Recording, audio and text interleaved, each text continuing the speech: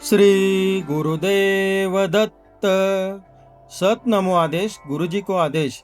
नाथ संप्रदाय आणि श्री गुरु दत्त प्रभूंना समर्पित नाथ माझे दैवत या यूट्यूब चॅनलवर आपल्या सर्वांचे स्वागत आहे। मित्रांनो, महाभारताच्या युद्धाबद्दल आपण सगळे ऐकले आहे। भीम, अर्जुन, कर्ण आणि भगवान श्रीकृष्ण यांच्यासारख्या महान योद्ध्यांची कथा आपण अनेकदा ऐकली आहे। पण तुम्हाला माहिती आहे का, महाभारताच्या युद्धात असा एक योद्धा होता जो फक्त 3 बाणांनी संपूर्ण युद्ध संपवू शकला असता। इतकंच नाही तर त्या योद्ध्याने युद्धात भागही घेतला नाही, पण संपूर्ण युद्धाचा साक्षीदार बनला। होय, तो महान योद्धा म्हणजे भीमाचा नातू घटोत्कच आणि मौरवी यांचा पुत्र वीर बर्बरिक। आज आपण जाणून घेणार आहोत बर्बरिकची अद्भुत आणि रहस्यमय कथा। महाभारत काळात पांडवांमध्ये भीम हा सर्वात शक्तिशाली आणि बलशाली योद्धा होता। वनवासाच्या काळात भीमाची भेट झाली राक्षस कन्या हिडिंबा हिच्याशी। त्यांच्यापासून जन्म झाला एका अतिशय शक्तिशाली पुत्राचा। त्याचे नाव होते घटोत्कच। घटोत्कच हा अत्यंत पराक्रमी आणि मायावी शक्ती असलेला योद्धा होता। एक दिवस घटोत्कच पांडवांना भेटण्यासाठी इंद्रप्रस्थ येथे आला।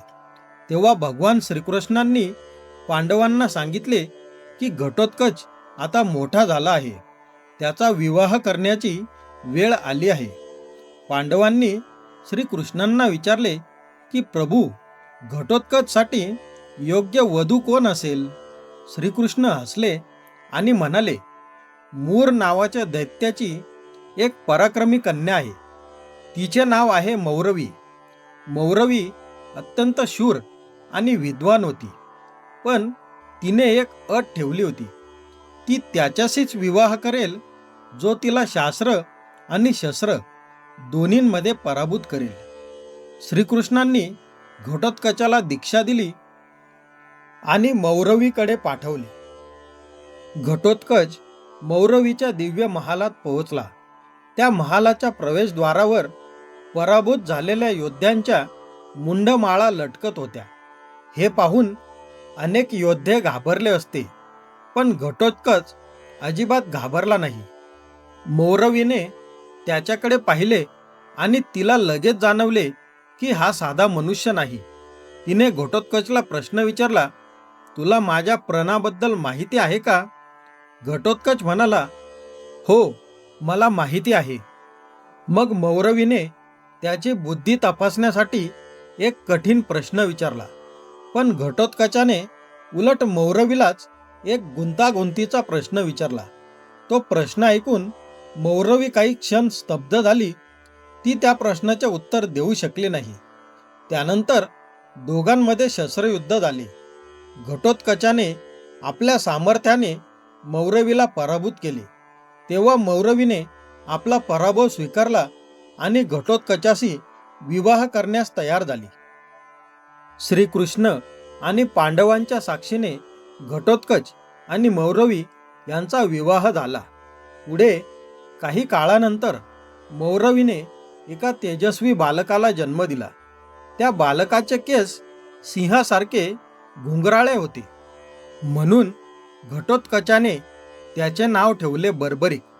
जन्मताच बर्बरिक अत्यंत तेजस्वी दिसत होता। त्याच्या डोळ्यात विलक्षण तेज होते।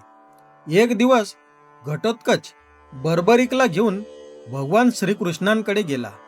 बर्बरिकने श्रीकृष्णांना एक प्रश्न विचारला, हे प्रभू, जीवनाचा सर्वोत्तम उपयोग काय आहे? हा प्रश्न ऐकून श्रीकृष्ण अत्यंत प्रसन्न झाले। ते म्हणाले की हे बाळा, जीवनाचा सर्वोत्तम उपयोग म्हणजे दीन आणि दुर्बल लोकांची मदत करणे, पण त्यासाठी तुला अतुलनीय शक्ती प्राप्त कराव्या लागतील।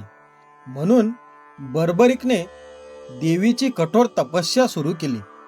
दीर्घकाळ तपस्या केल्यानंतर माता जगदंबा त्याच्यासमोर प्रकट झाल्या. त्या म्हणाल्या, वत्सा, मी तुझ्या भक्तीने प्रसन्न झाले आहे. प्रसन्न झालेल्या भगवतीने बर्बरिकला 3 दिव्य बाण दिले. हे 3 बाण इतके शक्तिशाली होते की ज्याच्याजवळ हे 3 बाण असतील त्याला युद्धात कोणीही पराभव करू शकत नाही. या 3 बाणांचं महत्त्व असं होतं की पहिला बाण शत्रूंना चिन्हांकित करत असे, दुसरा बाण मित्रांना चिन्हांकित करत असे आणि तिसरा बाण सर्व शत्रूंचा संहार करत असे. या 3 बाणांनी बर्बरिक संपूर्ण जग जिंकू शकत होता. बर्बरिकने आपल्या गुरूंना वचन दिले होते की युद्धात ज्याची बाजू कमकुवत असेल मी त्या बाजूने युद्ध करेन. महाभारत युद्धाच्या आधी वनवासात असताना पांडव एक दिवस चंडिका देवीच्या मंदिरात आले. भीमाला खूप तहान लागली होती. त्याला मंदिराजवळ एक कुंड दिसली आणि तो त्यात हात धुवू लागला. तेव्हा तेथे असलेला देवीचा सेवक बर्बरिक रागावला. तो म्हणाला, हे पवित्र पाणी आहे, कृपया ते दूषित करू नका. तेव्हा भीमाला राग आला. दोघांमध्ये वाद सुरू झाला आणि मग भयंकर युद्ध सुरू झाले. दोघेही अत्यंत बलवान होते. युद्ध इतके भयंकर झाले की पृथ्वी हादरू लागली. शेवटी बर्बरिकने भीमाला उचलून समुद्रात फेकण्याचा प्रयत्न केला. तेव्हा आकाशातून आवाज आला. तो आवाज होता भगवान शिवाचा. महादेव म्हणाले, बर्बरिक थांब, हा तुझा आजोबा भीम आहे. हे ऐकून बर्बरिक स्तब्ध झाला. तो लगेच भीमाच्या पायांवर पडला आणि माफी मागू लागला. पण त्याच्या मनात अपराधाची भावना निर्माण झाली. तो म्हणाला की मी माझ्या आजोबांशी युद्ध केले, मला जगण्याचा अधिकार नाही. तो समुद्रात उडी मारून प्राणत्याग करणार होता, पण तेव्हाच माता भगवती प्रकट झाली आणि त्याला थांबवली. महाभारत युद्ध सुरू होण्यापूर्वी बर्बरिक युद्धात भाग घेण्यासाठी कुरुक्षेत्राकडे निघाला. रस्त्यात त्याला एक ब्राह्मण भेटला. तो ब्राह्मण दुसरा कोणी नसून स्वतः भगवान श्रीकृष्ण होते. श्रीकृष्णांनी त्याला विचारले की तू कोण आहेस?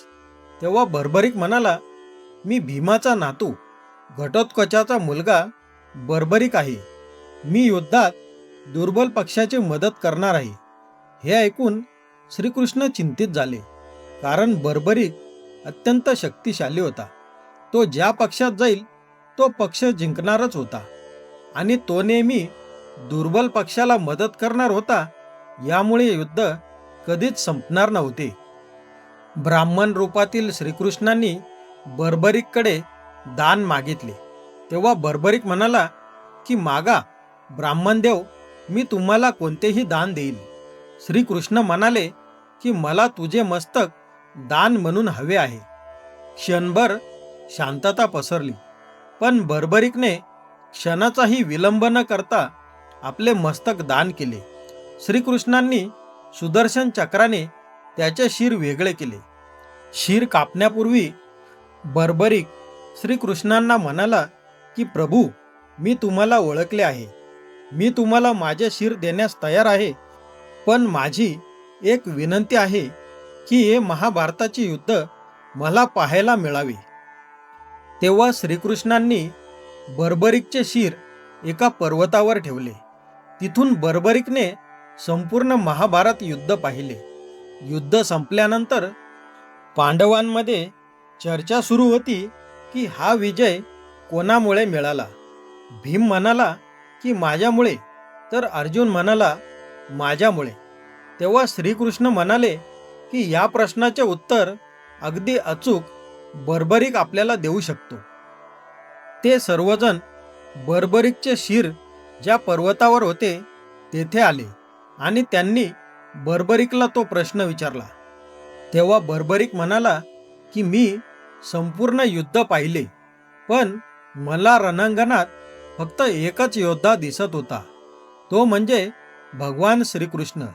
सर्वत्र त्यांचे सुदर्शन चक्रच शत्रूचा संहार करत होते.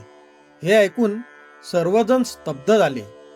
तेव्हा श्रीकृष्ण म्हणाले की बर्बरीक, तू कलियुगात माझ्या नावाने पूजला जाशील. आज राजस्थानातील खाटू गावात त्यांचे भव्य मंदिर उभारले आहे आणि लोक त्यांना खाटू श्याम बाबा म्हणून ओळखतात. असे मानले जाते की श्याम बाबांच्या दर्शनाने भक्तांचे सर्व दुःख दूर होतात. जीवनात आलेल्या अडीअडचणी, त्रास श्याम बाबांच्या फक्त दर्शनाने दूर होतात. म्हणूनच म्हटले जाते, हारे के सहारे खाटू श्याम बाबा प्यारे. मित्रांनो, ही होती भीमाचा नातू आणि महान योद्धा बर्बरीकची कथा. जर तुम्हाला ही कथा आवडली असेल तर व्हिडिओला लाईक करा, चॅनलला सबस्क्राईब करा आणि कमेंटमध्ये लिहा जय श्री खाटूश्याम बाबा.